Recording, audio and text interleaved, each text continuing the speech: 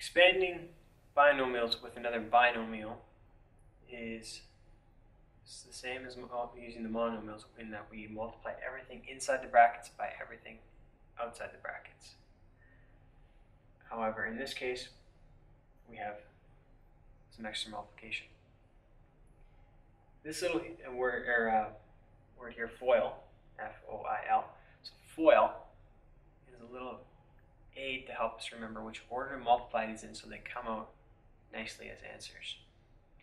You don't have to use FOIL, but if you don't use FOIL, what will happen is you'll often end up in a different order, and it leads to more confusion later on when we get into using them in further steps.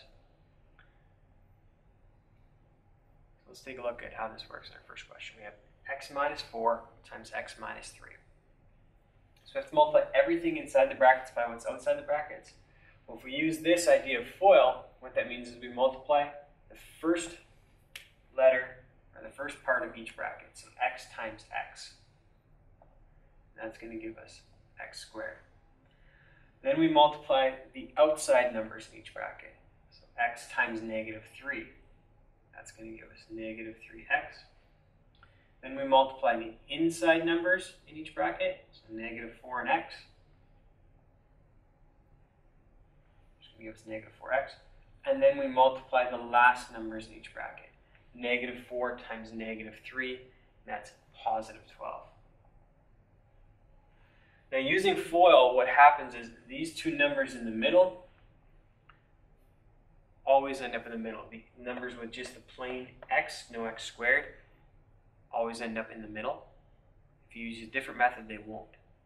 Why we would like them to end up in the middle is because now they're side by side, and you can actually combine those together.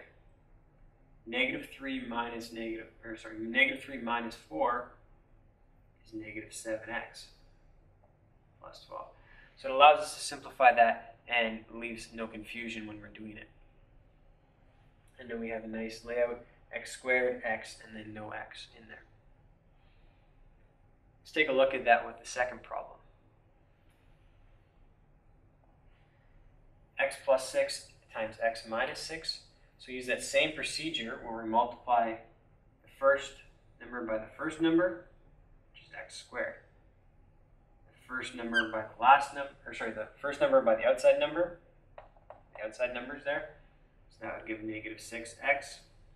The two inside numbers, which would give us plus 6x. And the last numbers in each bracket, which will give us minus 36. And again, two x's can be combined. Minus 6x plus 6x, 0. And so we just have x squared minus 36. Note, this only has 2 pieces in the answer, and this one has 3. In most cases, you'll end up with 3 pieces. Exception being in questions like this one. The plus 6 minus 6. When these two numbers are the same with opposite signs, you're going to end up with only 2 pieces. So don't worry that most of your answers will come like this and say, well, why is this one different?